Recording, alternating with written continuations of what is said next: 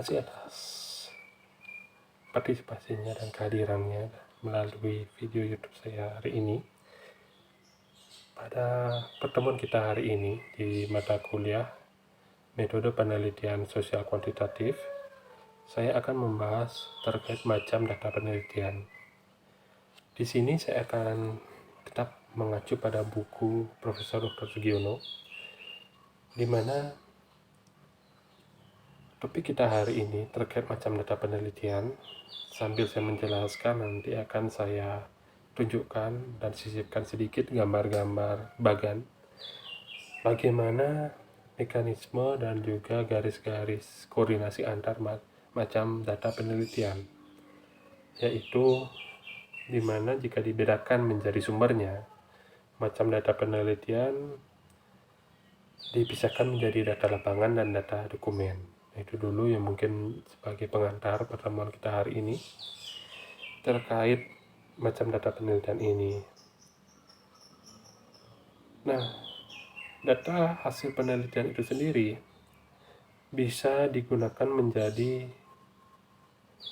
bahan untuk pembuatan kebijakan, dan dilihat dari sumbernya juga, sudah saya jelaskan tadi, dibedakan menjadi data hasil lapangan dan data dokumentasi. Nah, itulah mengapa salah satunya di dalam data dokumentasi bisa berupa data hasil penelitian yang telah lalu, yang tentunya juga digunakan oleh peneliti itu sendiri ataupun digunakan oleh orang lain, dan juga data langsung dari lapangan yang sering sekali disebut dengan data primer, dan data dokumentasi yang juga menjadi atau disebut sebagai data sekunder. Nah, berikut barangkali bisa teman-teman lihat lampiran gambar bagan macam-macam data penelitian, di mana data penelitian itu sudah jelas dibedakan menjadi sumber data lapangan dan juga data dokumen. Dan teman-teman bisa melihat kepemilikan setiap data itu ada data internal dan data eksternal. Dan tentunya dalam membedakan data internal dan eksternal itu dibedakan menjadi perbedaan waktu, yaitu time series, cross-sectional, dan kombinasi. Hingga setiap data itu nanti bisa dilihat skala pengukurannya.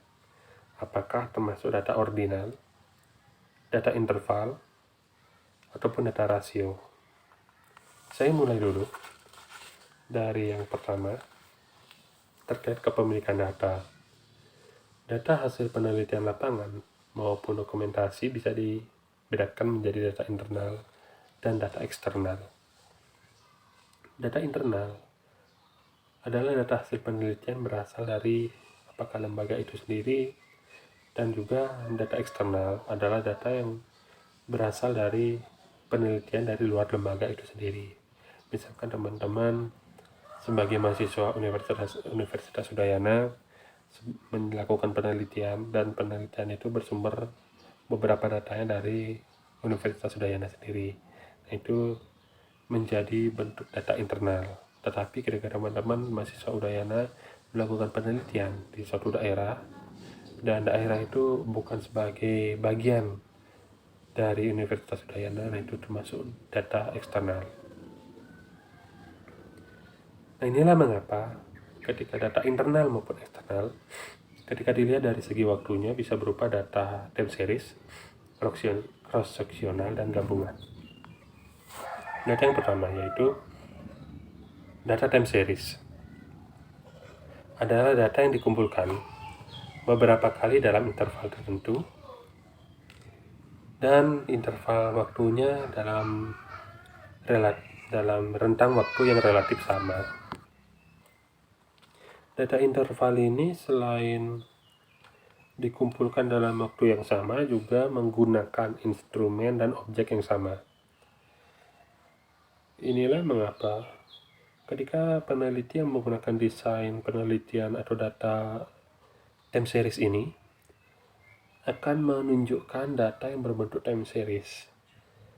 Nah, bentuknya itu seperti data-data yang sudah jelas bagaimana interval jamnya, interval waktu menitnya seperti apa, itu sudah jelas. Dan biasanya peneliti menggunakan pencatatan-pencatatan yang relatif sama, misalkan menggunakan catatan jurnal harian, dan juga objek yang diteliti adalah sama, ataupun bisa dikatakan objek yang tunggal. Dalam hal ini adalah misalkan informan jika penelitian kualitatif, ataupun jika kuantitatif, responden penelitiannya adalah responden yang cenderung sama, tidak memiliki keragaman yang terlalu jauh perbedaannya. Yang kedua, data cross-seksional adalah data yang dikumpulkan dari objek yang sama atau berbeda dengan instrumen yang sama atau berbeda, tetapi dalam interval waktu yang tidak sama. Nah, data gabungan yang ketiga adalah data yang berbentuk time series dan cross-seksional. Nah, itu yang mungkin bisa teman-teman ketahui terdahulu terkait bagaimana data cross-seksional. Itu data yang dikumpulkan dari objek yang sama atau bisa saja berbeda, dan juga instrumennya bisa sama ataupun berbeda, tetapi waktunya tidak sama. Nah, ini yang berbeda dengan time series di mana waktunya harus sama ya. Nah, jika data berbentuk time series, cross-seksional ataupun gabungan keduanya, dilihat dari jenisnya bisa berupa data kualitatif, kuantitatif, ataupun data gabungan.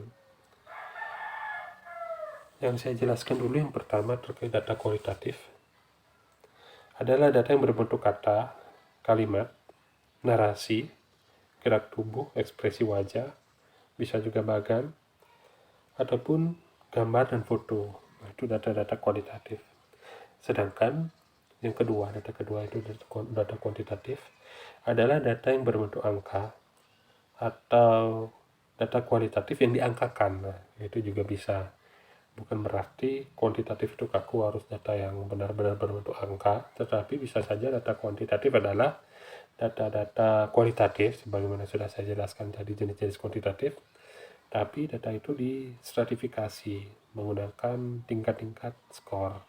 Itu salah satu contohnya. Yang berikutnya saya lanjutkan ke data kualitatif dulu ya.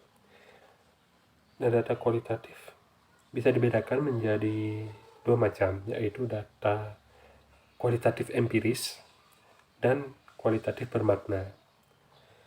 Kualitatif empiris adalah data sebagaimana adanya, tidak diberikan makna, dan contohnya seperti ketika teman-teman melihat data kualitatif sebagaimana adanya, sebagaimana sudah bisa terlihat dengan panca indrawi kalian.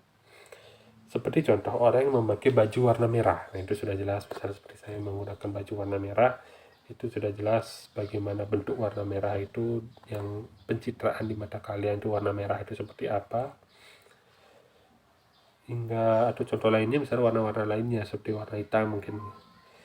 Tetapi akan berbeda jika seseorang misalnya yang memakai baju warna hitam dilaporkan berbeda, tidak sebagaimana mestinya dia memakai baju hitam. Nah, itu yang menjadi kesalahan dalam penelitian kualitatif.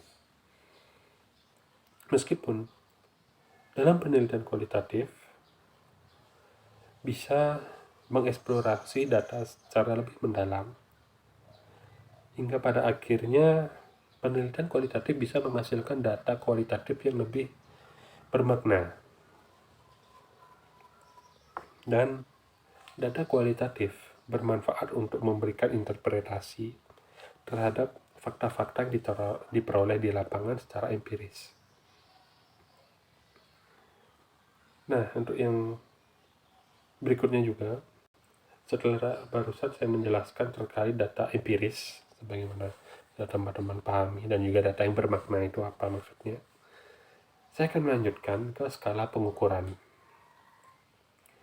Skala pengukuran ini terkait dengan data kuantitatif, di mana ada dua jenis skala pengukuran, yaitu skala diskrit dan skala kontinum. Data diskrit sering juga disebut dengan data nominal, yaitu data yang kuantitatif yang satu sama lain itu terpisah, tidak dalam satu garis kontinum. Misalkan, Data diperoleh dari hasil menghitung atau membilang dalam satu area, misalkan satu kelas misalnya ada 30 murid. Di mana 30 murid ini ada 16 wanita dan 14 pria contohnya. Nah, data angka sebagaimana tadi 30 murid, 30 itu dan juga 16 wanita dan 14 pria. 30, 16, dan 14 itu adalah data diskrit. Nah, sini teman-teman pahami, data diskrit yaitu terkait dengan dalam data kuantitatif, itu data yang terkait dengan bilangan angkanya. Yang berikutnya adalah data kontinum. Adalah data kuantitatif yang satu sama lain berkesinambungan dalam satu garis, di mana data ini diperoleh dari hasil mengukur, seperti mengukur derajat kesehatan, berat badan, mengukur kemampuan, motivasi, IQ juga, dan contoh-contoh lainnya. Nah, data kontinum ini juga lagi dibedakan menjadi data ordinal, interval, dan rasio. Nah, di sini teman-teman bisa melihat bagaimana contoh data ordinal itu berbentuk data-data yang diperingkatkan atau di ranking dari pemisahan ranking ini biasanya akan dipisahkan baik itu dalam tingkatan yang tertinggi, menengah, hingga terendah. Nah, di sini juga teman-teman bisa melihat bagaimana di setiap ranking itu akan ada pembobotannya. Misalkan paling tinggi biasanya berapa, pembobotannya biasa paling besar, misalnya dari rentang 100, paling tinggi rentangnya 100, turun lebih rendah lagi, biasanya rentangnya bisa antara 90 atau 80, hingga yang paling rendah rentangnya bisa sampai 20 ataupun 10 poin. Itu teman-teman pasti sudah mulai membayangkan bagaimana rentang-rentang perankingan itu sendiri. Itulah data ordinal ya. Dan biasanya jaraknya tidak sama. Meskipun misalnya dalam ranking itu sudah terukur berapa jumlahnya, yang paling tinggi dan paling rendah, tapi bisa saja dalam data ordinal ini jarak-jarak antar data itu dipisahkan dengan jarak yang berbeda-beda. Misalkan jarak paling tinggi itu dari skala 0 ke 100, dari 100 ke 80 misalnya. Tetapi bisa saja data menengahnya itu dari 80 hingga entah 40. Itu kan jaraknya sudah cukup banyak ininya, dan peluang untuk mencapai ke data menengah lebih tinggi daripada data tinggi.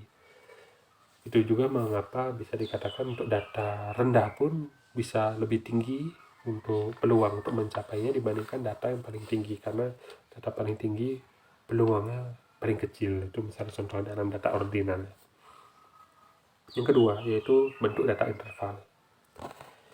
Nah, di sini data interval adalah data yang bisa teman-teman lihat dari skala-skala pengukuran dalam penggaris, misal contohnya.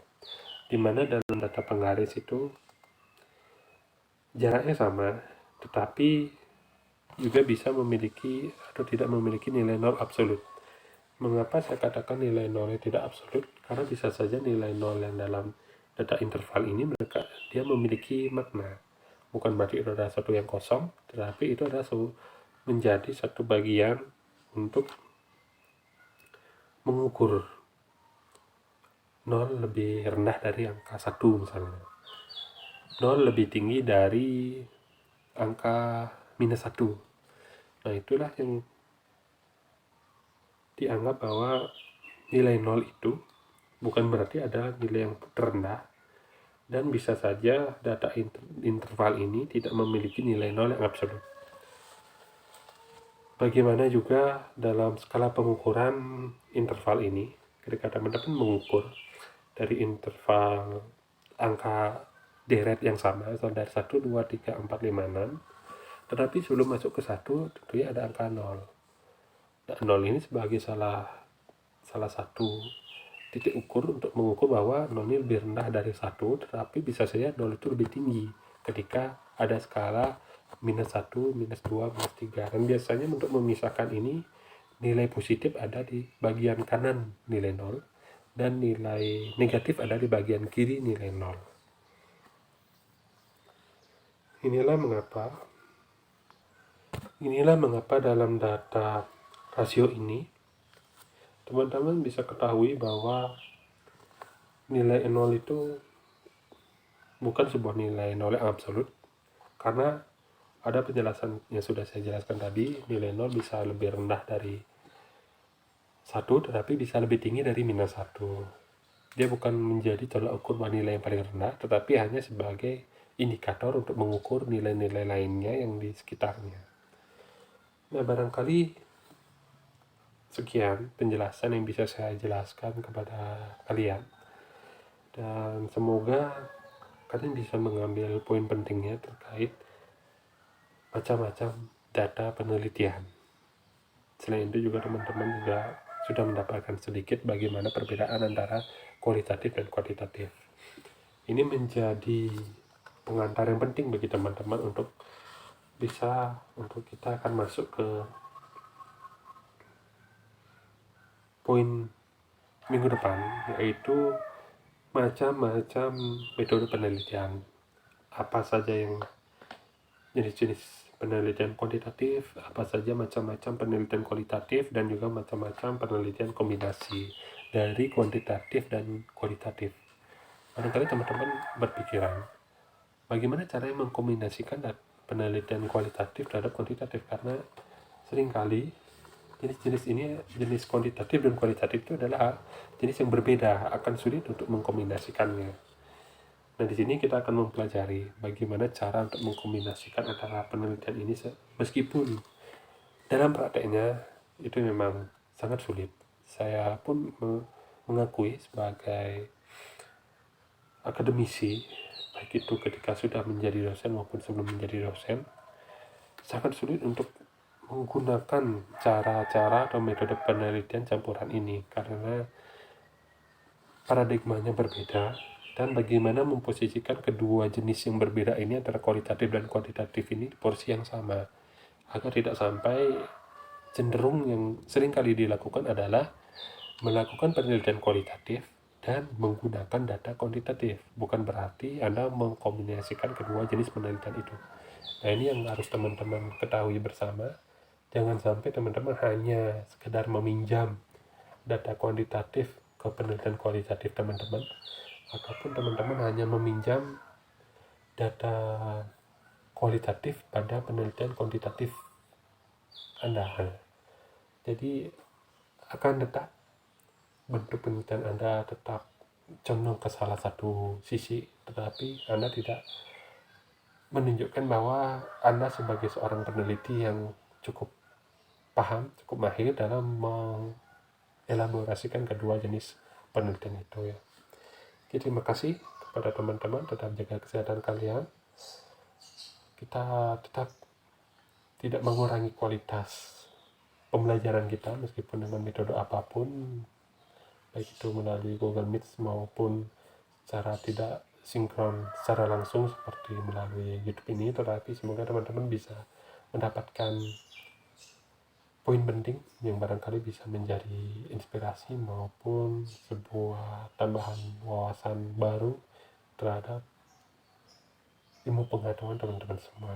Selamat siang, izinkan saya akhiri video ini.